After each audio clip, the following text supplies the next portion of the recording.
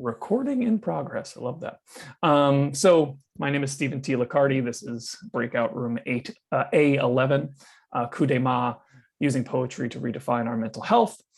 I'm going to be talking about my own mental health journey, and again, the history of mental health treatment, and focusing specifically on specific mental health poetry tools that I use in my practice, as well as my own personal life to process emotions, process experiences, and all that jazz. And so hopefully we walk away with some tools that you yourself can use in your own personal practices, as well as whatever disciplines you belong to. Cool. So this is the cover of my book, A Billion Burning Dreams, which traces my mental health journey from patient to professional. A lot of the examples you're going to see throughout this presentation come from that book. And yeah, you can find examples in that. It's available on my website for download. So before we begin, I really want to bring us into the room. I want to kind of take us here, make sure that we're present, and that we can kind of, look inward a little bit as we're learning. So we're going to take 3 breaths together. Get yourself comfortable, sit yourself up straight, make sure you're opened up and get, some nice deep breaths. And we're going to take 3 breaths. On this first breath, we seek to ground ourselves into the present and to accept ourselves as we are in this moment, recognizing that we are enough. So we'll take a deep breath in and a deep breath out.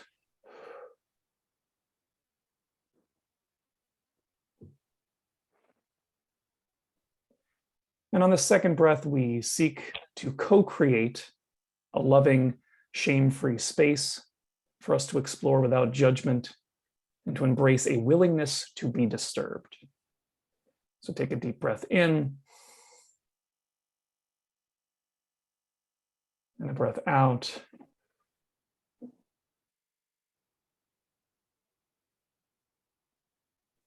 And on this third and final breath, we give ourselves permission to embrace kind failure, silliness, playfulness, and compassionate confusion, to better connect ourselves better connect us to ourselves and to one another. Take a deep breath in. Maybe hold it in for a moment, and then breathe out.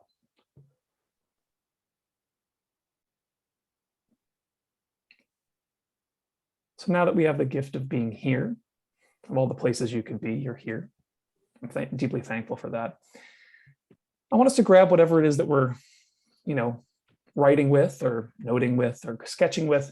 And I want us to take a moment to think about a struggle or a change that you wish to make in your life currently.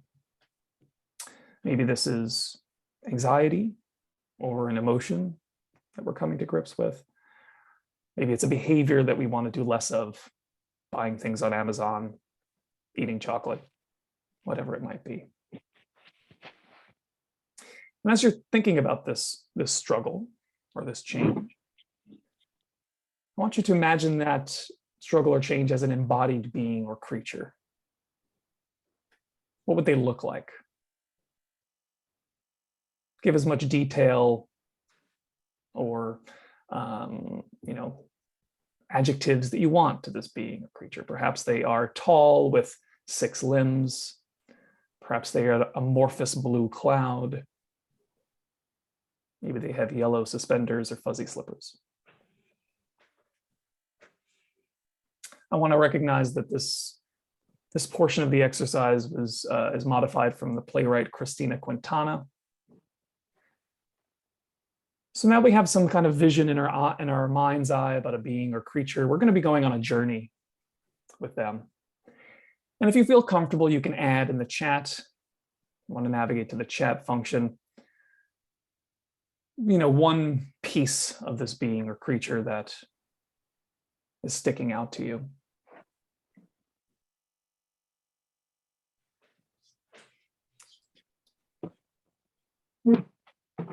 To put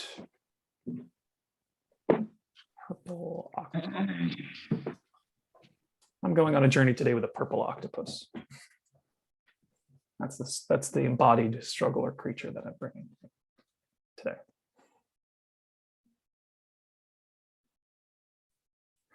So a little bit of background on myself. As a child, I was diagnosed on the autism spectrum. I didn't know about this until much later in my life, but it really kind of explained a lot of early life experiences that I had.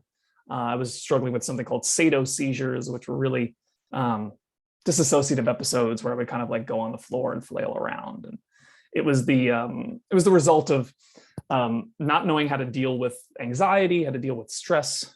That was kind of how I coped. And so because of that, I was taken out of public schools and I was placed on a lot of medications and I was carted around to different doctors throughout much of my early childhood. And so it wasn't until I found the arts and poetry in particular that that really helped me. That really helped me to kind of redefine my mental health. And so it wasn't until much later that I was reflecting on that experience. And I was like, those were some interesting times in my life. I wonder where they come from. And it started me down this journey of thinking about where the language we use to talk about mental health comes from, and how it is that I've come to understand myself. So I stumbled onto this text, which was written by a gentleman by the name of Eugene Bleuler in 1911. He was working on something called dementia precox, or precocious madness, which was sort of this catch-all phrase for lots of different diagnoses. He was the first to break them up into what he called the schizophrenias, or schisms with reality, as it is in Latin, the most severe form of which he called autism. So he was kind of a pioneer in like really kind of giving us language to talk about different kinds of diagnoses. And it was interesting to me that that schizophrenia, the term schizophrenia and the term autism have a common root, common origin story, because I carried both of those diagnoses at one point in my life.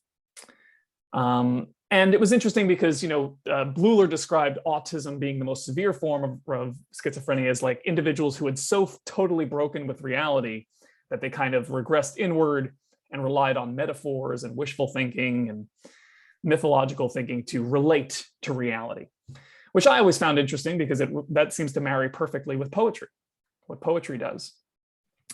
And so again, it started me thinking about the ways in which poetry can get at something that maybe typical ways of thinking about mental health hasn't.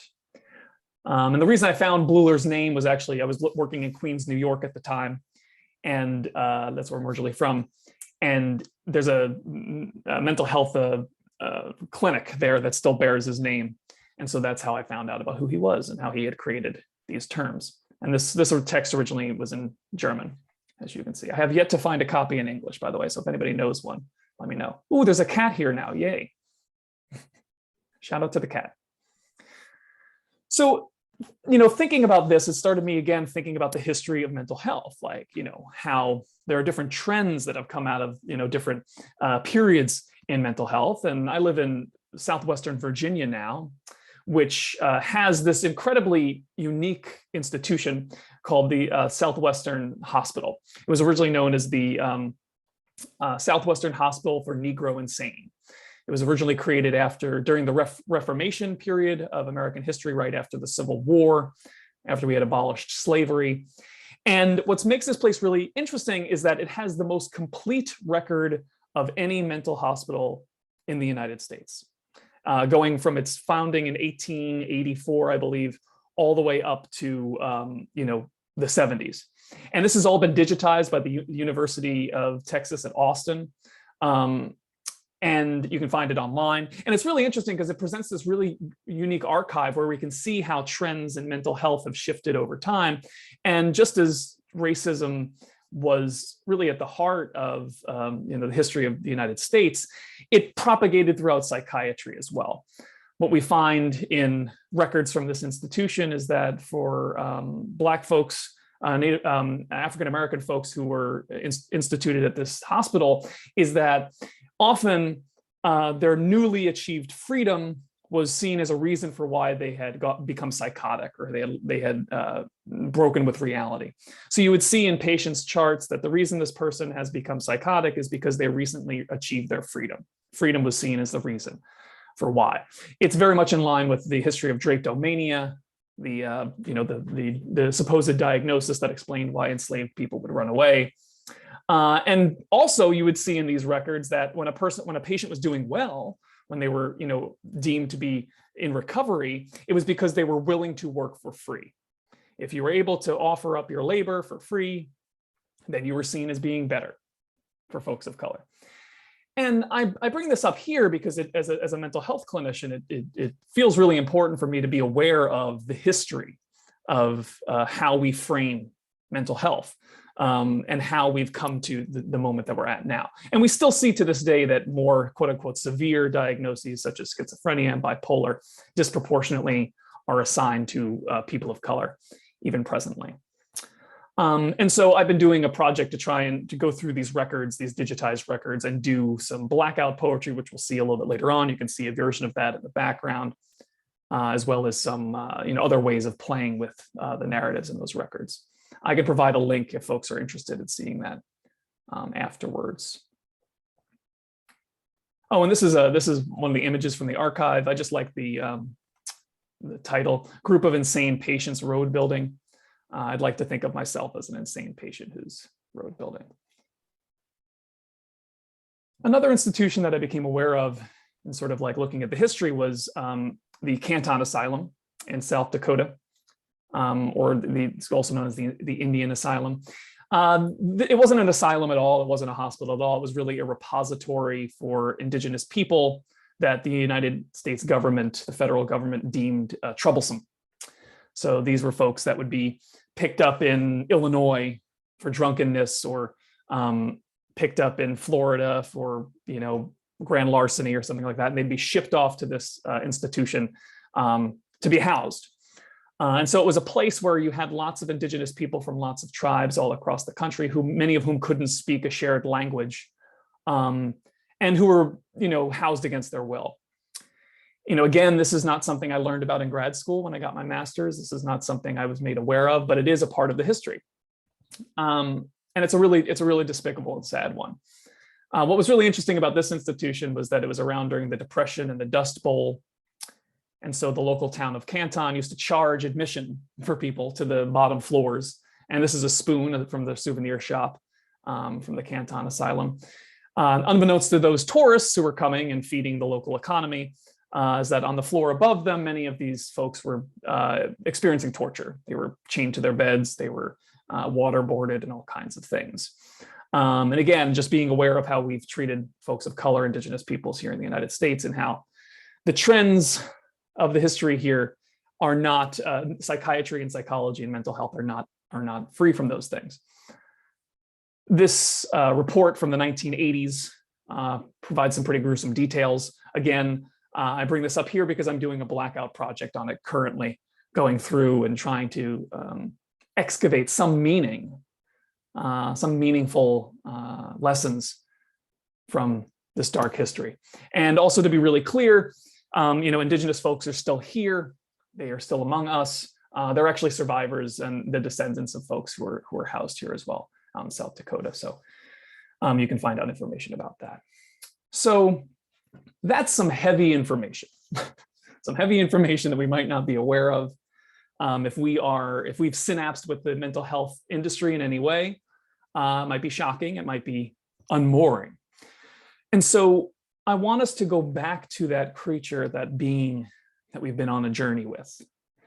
And I want us to sort of root into a dialogue with them. Again, many folks would be subsumed into these institutions because they had quote unquote problems or issues, as we all have.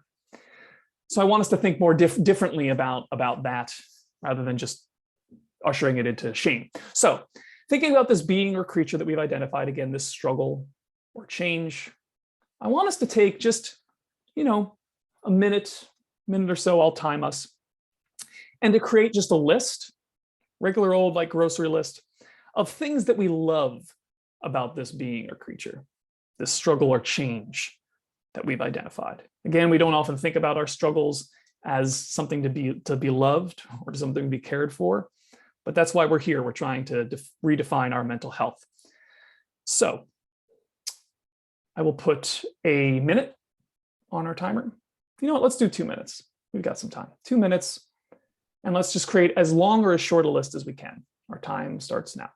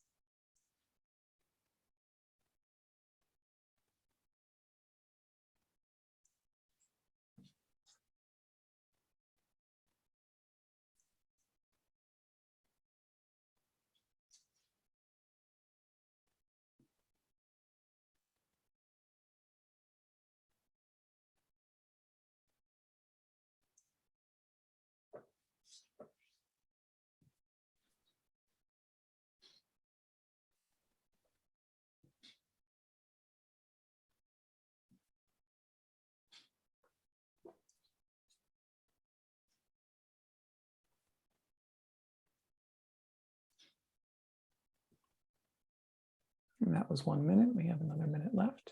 Whatever's on the page is precious and perfect.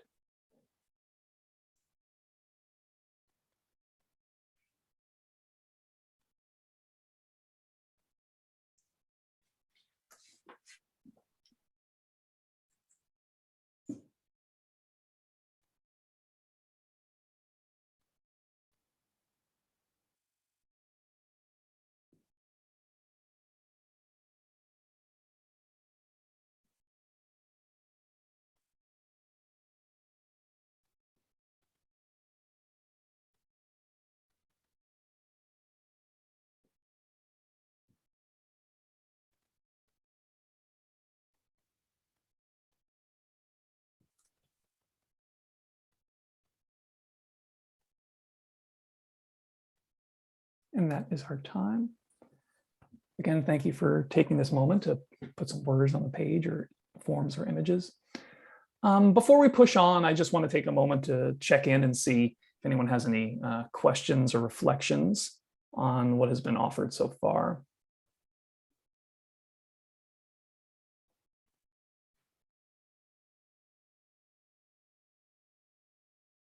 Okay, then we shall push on. So this image here is taken in Massachusetts in a place called Danvers, just outside of Salem. And we'll come back to this image a little bit later on. But learning about this history really has made me think more critically about, well, what can we do different?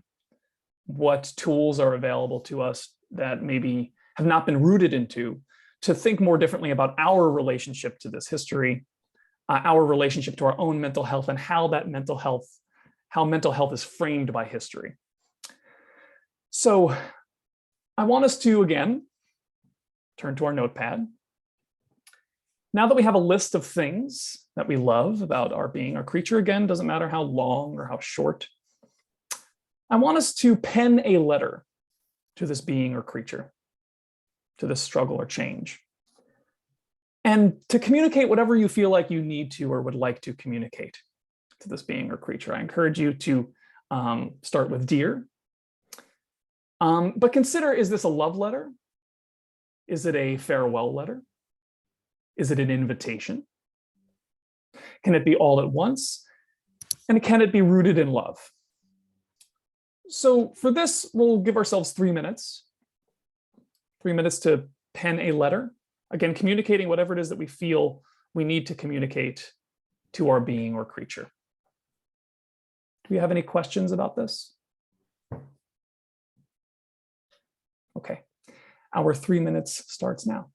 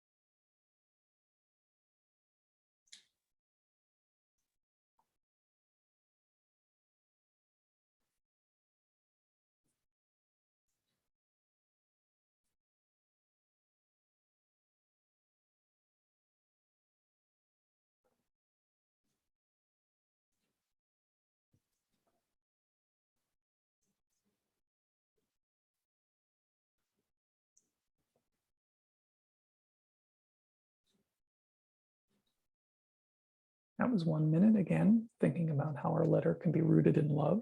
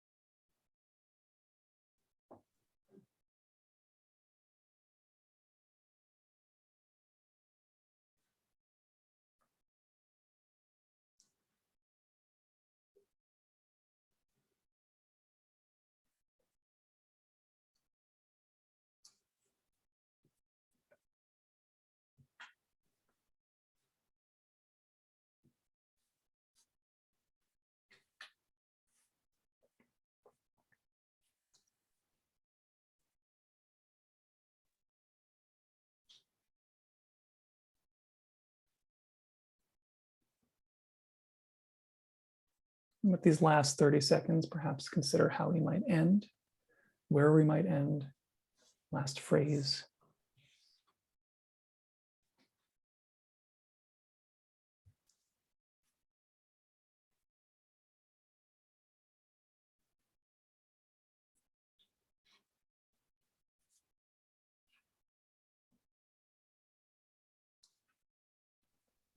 And that is our time.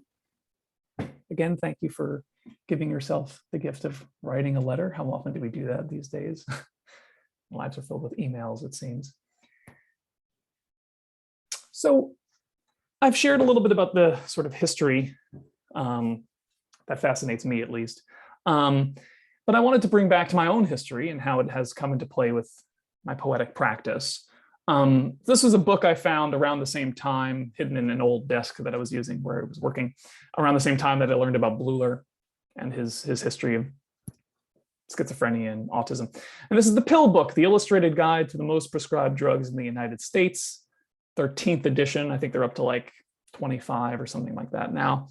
But I mentioned earlier, as a kid, I was on a whole bunch of different medications as they were trying to figure out what was going on with me.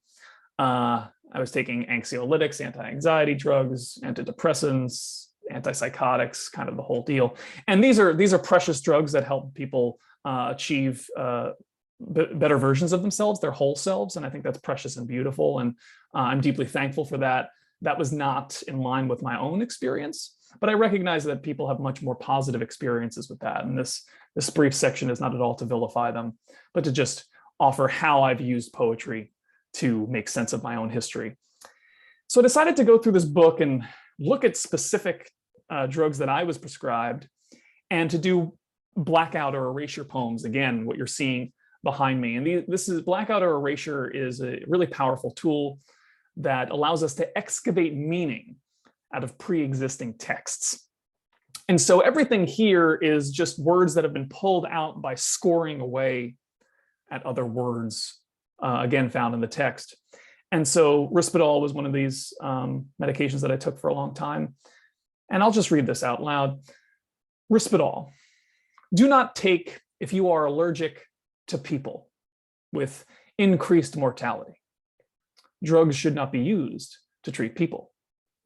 These drugs can affect your judgment. Be careful performing any task that requires concentration. These drugs can make you unusually sensitive. If you forget, as soon as you remember, it is almost time for your next dose.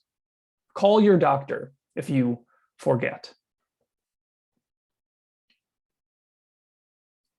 And this is another example. This was Depakote, another medication that I took for a long time.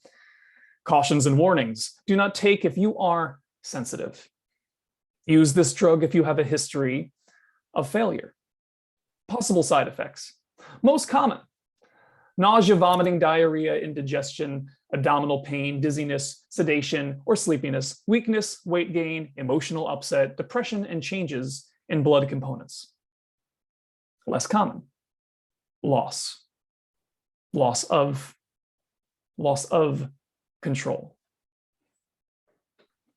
And again, these are written in an affirming my own experiences. And again, they don't necessarily represent all people's experience, but just showing how we can have a dialogue with texts in regards to our own history, things that we've done. I wanted to give a couple more examples of this. Here we can see the actual blackout process. This is a paper called Being Sane in Insane Places by D.L. Rosenhan, an incredibly influential paper for me. Rosenhan designed this experiment to see how good psychiatrists and psychiatric staff were at determining the sane from the insane. This was done in the 1970s. And so what he did was he got a bunch of grad students together and he sent them off to hospitals in the Washington, D.C. area, specifically St. Elizabeth's, which, as an aside, is where they sent a lot of the indigenous peoples after Canton was shut down in the 30s. They were shipped off to St. Elizabeth's, where they lived out the rest of their days. But so that was one of the hospitals where he sent these grad students to, and he gave them a bunch of fake symptoms. He made sure they had no psychiatric history. And he told them, you're going to go in there and you're going to report that you hear a thud. You hear a thud noise. And so lo and behold, every single grad student he sent was accepted into this hospital, and they were almost all given the same diagnosis of schizophrenia.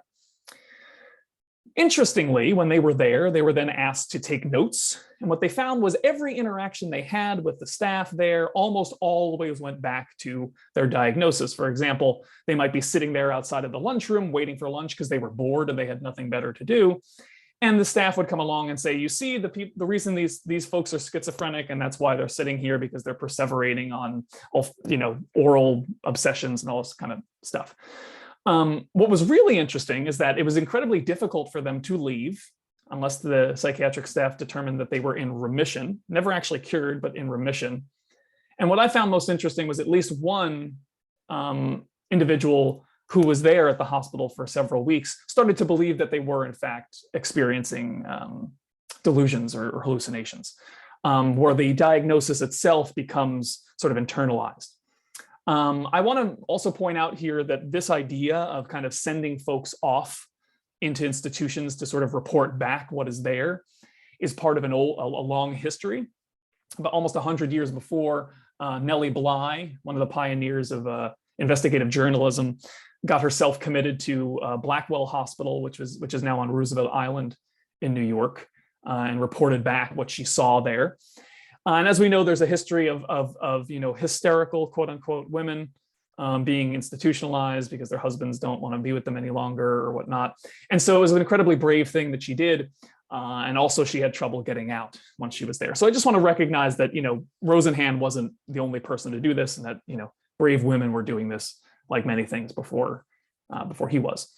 But so I decided to go into this paper because it was so influential. And to start doing some erasure poems on this, erasure work. And so this is a very simple example on the front page, insanity is normal.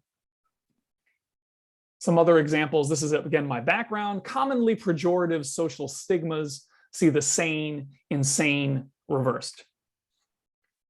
It's this idea of the interplay between sanity and insanity. What Rosenhan determined is that it had a lot to do with whether or not the clinician had breakfast that morning, as opposed to necessarily what was right in front of them. Really interestingly, in 2019, there was a study that was done where they looked at the DSM-5, the most recent sort of Bible of diagnosis, and looked at bipolar and all the different combinations and permutations of symptoms that might result in a person being diagnosed as bipolar. And what they determined is that there are more combinations than there are visible stars in the night sky. And so their conclusion was that there's no homogeneity to diagnosis, and that we need a better system of determining, as Rosenhan would say, the sane from the insane. So again, incredibly influential on my work, both as a psychiatric survivor, you could say, or a consumer, as well as now a mental health professional, social worker. So we have some writing that we've done. And so I want us to give a little try to this blackout erasure process. So what I invite you to do is to take a look at the letter that you've just written, and to just, if you want to be really brave, you can just start crossing things out and pulling words out, or if you like, you can just pull certain words out and rewrite them. But I'd like us to do a blackout or erasure on what we've just written. Again, thinking about our first 3 breaths, be playful. Don't think too much or worry about whether or not it makes sense. This is an excavation. And consider what is speaking to you. What are the words that are jumping out? And what are you feeling? What's the emotion that's sort of guiding your eye? And again, we'll do 3 minutes on this to play. And again, if you go through your letter, you can do this an infinite number of times. So just do it as many times as you like. Our time starts now.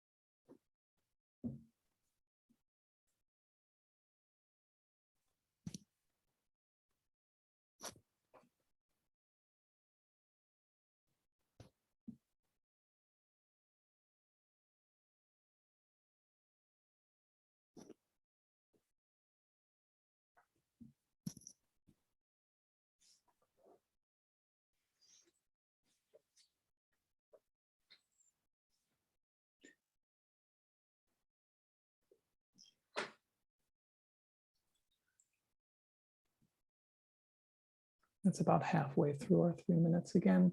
Whatever's on the page is perfect and precious. If you've made one eraser, perhaps you'll move on to doing another one.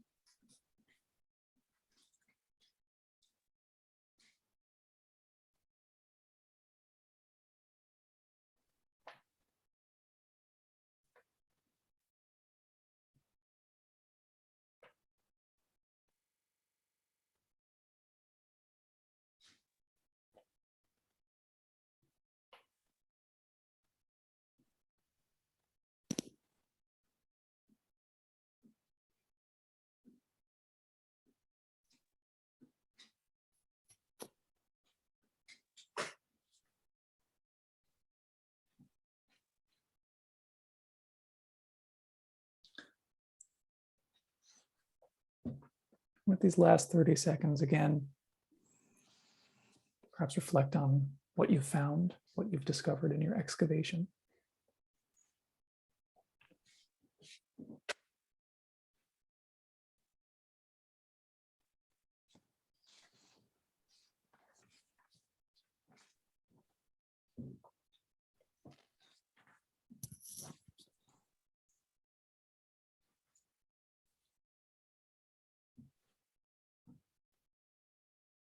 Okay, that is our time. Again, release that. We've given ourselves that time. Thank you for that gift. Again, any questions about anything before we kind of move into the last section of our presentation? We'll have some time probably at the end for some questions and whatnot. Okay. So I live in Southwestern Virginia now. I originally grew up in Queens, New York. Southwestern Virginia is arguably the eugenics social policy capital of the United States. I learned later that Bleuler, again, who gave us the words schizophrenia and autism, was also a devout eugenicist. He believed that folks who were quote unquote mentally ill should not be allowed to procreate. He was an early proponent of deinstitutionalization, taking people out of hospitals. Just we should sterilize them and make sure that they don't, mess up the population, so to speak. These are not beliefs that I have myself, by the way. I vehemently disagree with his conclusions and all of the eugenics philosophy. But this image here is from Cold Spring Harbor in New York, where the eugenics records office, the eugenics records office was located. This is really kind of the hub of how the eugenics as a United States again philosophy was grown. This was only a few miles from where I grew up in Suffolk County, New York, so I share it here because this is again history. I received my education at Stony Brook University, never talked about any of these things, and I think it's incredibly important that clinicians be aware of that. This is a sterilization form from Virginia. In 1924, Virginia passed the Virginia Sterilization Act, which again gave the Commonwealth the right to sterilize folks against their will who were deemed intellectually disabled or mentally ill. And in 1927, there was a Supreme Court case, Buck versus Bell, that challenged this, that tried to kind of bake this into law. It was designed specifically to bake eugenics policy into federal law. And it was successful. And the Supreme Court, the highest court in the land, ruled that the Commonwealth had the right to sterilize people against their will. And this is a ruling that has never been overturned. It probably will never be overturned unless there is another case that is brought to the Supreme Court. But it was, there was a famous ruling, which I'm not going to report back here, which basically, again, just made us think, propagated this idea that mentally ill folks were ruining our population or destroying the stock of humanity.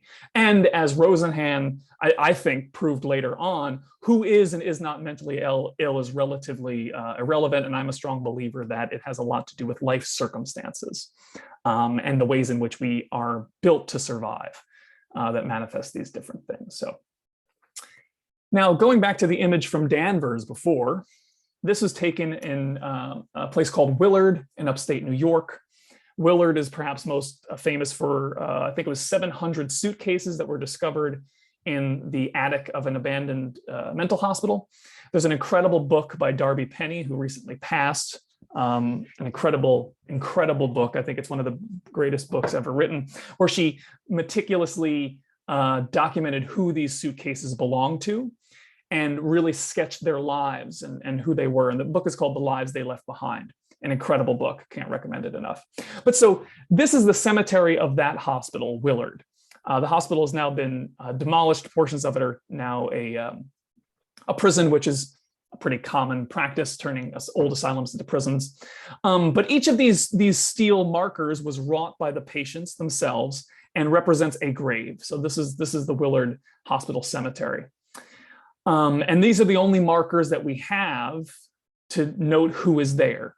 Many states have laws that prevent family members from knowing where their loved ones are if they are buried in asylum hospitals. Another example is here in Southwestern Virginia in Stanton. So this is the so I misspoke earlier. The hospital for Negro Insane was the Central State Hospital. And this is the Southwestern State Hospital here in Virginia in Stanton. So this is, again, these are all just concrete blocks. They have numbers on them. That's the only way that we know who is buried there. On the other side of this image is now a boutique hotel where it costs about $100 a night to stay there. I stayed there just for the hell of having the experience. And that's another common practice, converting old asylums into hotels, often very expensive ones. But so for me, I look at these spaces and I see them as sacred spaces. I see these folks as martyrs, largely. I look at the DSM-5 as sort of a book of erased stories. And I want desperately to know who these people are and what their story is. And so I dedicate my practice to making sure that people's stories are not silenced. And I think poetry is one of the ways in which we can unapologetically tell our story.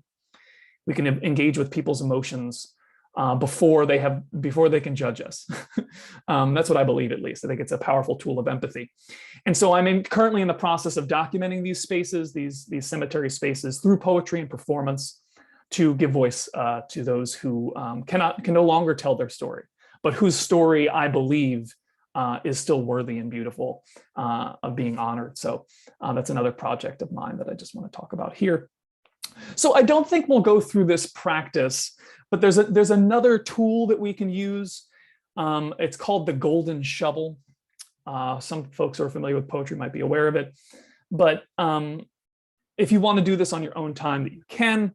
But the golden shovel is basically where you take a pre-existing poem. In this case, we have a Blackout poem that we've worked on, and you take that poem. Each word of that poem becomes the last word of the sentence in each line of another poem. So in this case, Death by Active Movement, which is my first book, we break each sentence. The last word is death by active and movement. And so the poem is: time reminds us of looming death, that distant certainty, yet by and by, we find ourselves seated beside that old friend, active thought of our dream, thoughts of our demise, like time, only ever ebbing movement, only ever in ebbing movement. So as you can see, death by active and movement. So that's something you could look into. Again, that's called the golden shovel. It's an invitation. But I want us to do one more thing together, and that is to build an exquisite corpse. So if you don't have your chat function open, if you scroll up to the sort of top of the screen, there should be a bar that drops down. If you hit right in the middle of that bar, you should see a little box that says chat. Go back real quick. You should see the little in the middle there, it says chat. If you could open that up, the chat should pop up on your screen. Is anybody having trouble finding that? Okay, great. What I'd like us to do is just choose one line, word, or phrase from what we have written here today, and then just drop that in the chat. I know there's a small group of us. I think we might have lost somebody. If not, oh no, there we go. There's a small group of us who will have a nice little brief short poem, and this poem will be ours. It is a representation of the work that we have done here today, and we all share ownership of that poem. So if you want to go ahead and just drop one line or phrase into the chat, and we'll each be represented. And again, don't worry about it making sense. I've found that they almost always end up profound anyway.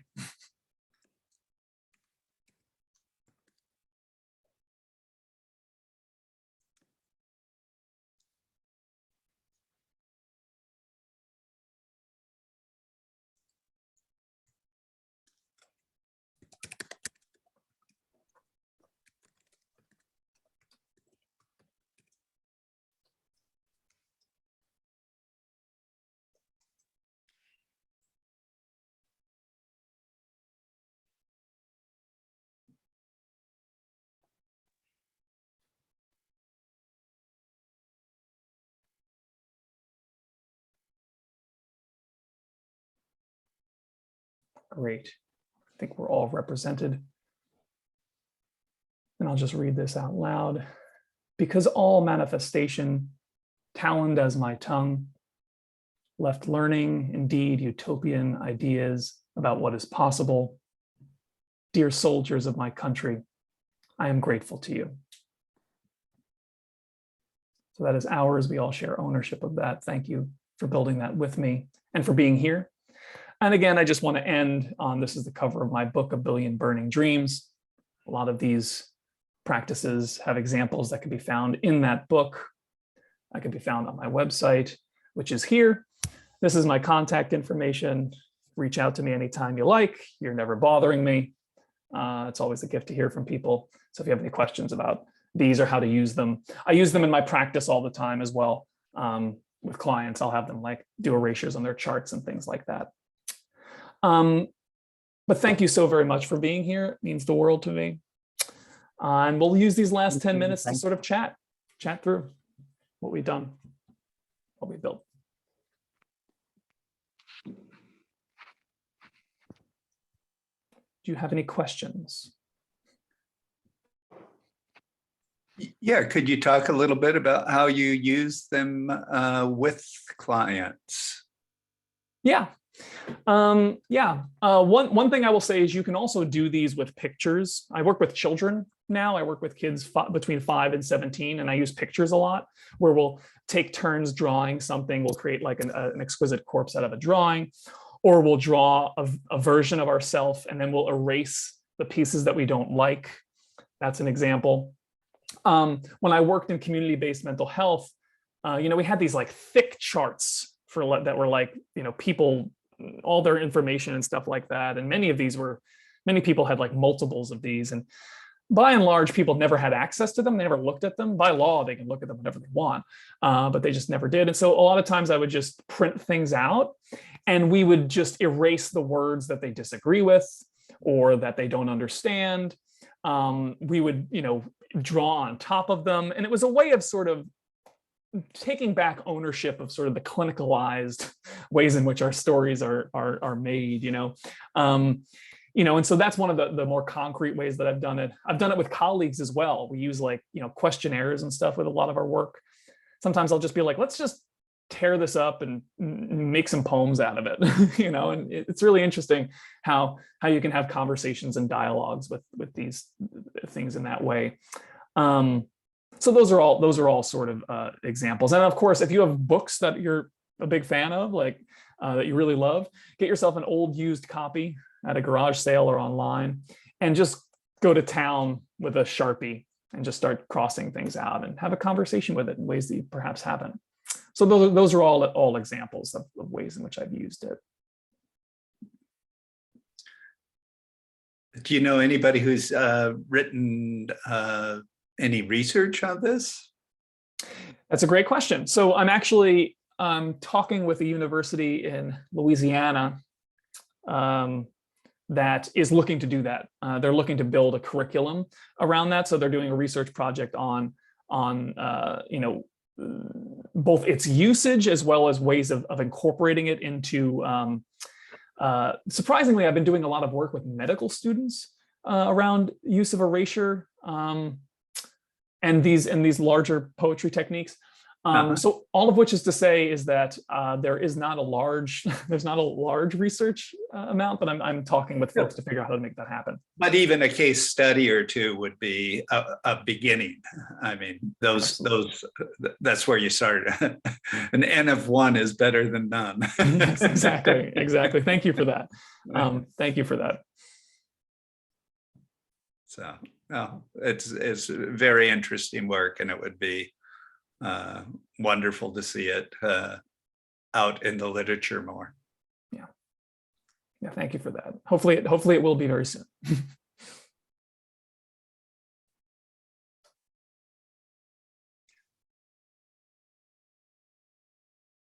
Nobody else is asking questions, so I'll ask you another one. That's fine. And do you draw on the therapeutic literature related to use of poetry in therapy and counseling? Yeah. So again, or writing. Yeah. So it's interesting. It's very interesting because there's like narrative medicine, right, or narrative therapy, right. What's been really fascinating to me, and I think it's not surprising, but it's fascinating, is the ways in which poetry is sort of seen as kind of like, it's not really narrative therapy, or like, it's not really like, it's like, yeah, a little bit is like a cousin. So like sometimes there is something called poetry therapy, which is similar to arts therapy, right? But it's very kind of fringy. So, right. So the research that I found is very kind of in different places. There's no like, you can't go to I don't know of any robust poetry therapy archive, or poetic archive. You kind of have to kind of look for things. It's there, but it's often very small. Well, it's couched with bibliotherapy and then writing therapy, therapeutic uses of writing, and obviously narrative is carved out its own little turf. So you might not know the magic handshake to Totally. to work with them, but that's okay. Totally. They used to be the same way, and now that they have doctrine and creed. Yeah. Yeah. I do think, as a narrative therapist, I do think there's some very interesting work out there with poetry.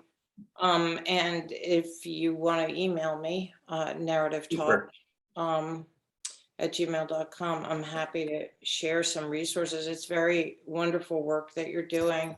And it was great to hear you speak. I'm interested in your experiences around practices that have created collaborative connection, like the Exquisite Corpses, or doing the erasure poems together, and rather than sort of individual practices, which of course are very valuable, but maybe in my mind less pertinent to the possibilities of connection that some of what the tools you gave us might bring. So yeah, thank you for that. One, if you could drop that email in the chat, I'd appreciate it, because I would love that literature, and thank you for bringing your voice here. I think that's sort of where I'm moving more towards. I've been doing these workshops like these in many different contexts, and I'm curious to bring it to more of a collective or communal space. Thank you for that. And so that feels like kind of the next sort of place. I'm sure there's other folks doing something similar elsewhere, so I'm also curious about other people doing that. But the corpse poem is kind of a community poem building process. And so a few months ago, I did something called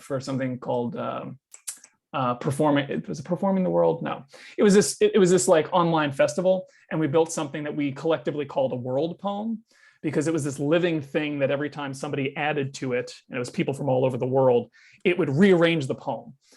And so it would randomize it. And so every time somebody added something, you created a new poem. And it was this beautiful, beautiful thing. So I'm curious to create more spaces like that and figure out ways of making these things physical as we move back into being in spaces with each other too. So. Wonderful. Lucy, thanks for sharing. I was being a bit of a gadfly there, thinking that it might provoke you a little. Such a wonderful session. I'm Thank all you. about being a gadfly. Thank you, everybody. I will use the poetry therapy in my classroom as well. Awesome. I would like Well, to- reach out to me and let me know how that goes, how your students like it. Sure.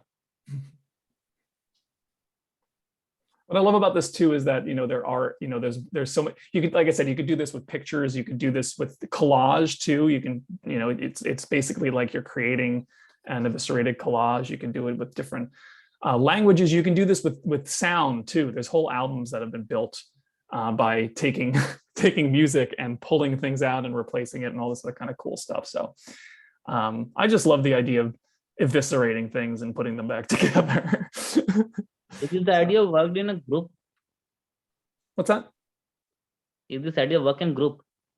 Yeah, People, absolutely. I've done it physically where you actually have a piece of paper and you hand it around, and you can do it that way too. But it does work in groups as well. Nice. Thank you. Thank you.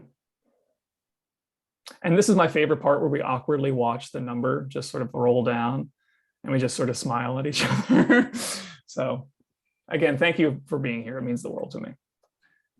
Thank you, Thanks, Stephen. everyone.